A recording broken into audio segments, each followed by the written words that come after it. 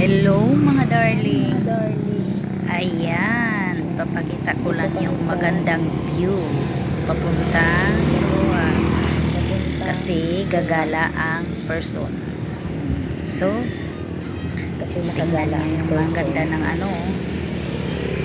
paligid, maliwalas. Ang ganda. Ayun, sarap ng pakiramdam pag ganyan yung nakikita mo. Yan. So, sobrang iksi lang to para makipakita ko lang sa inyo. Bye-bye!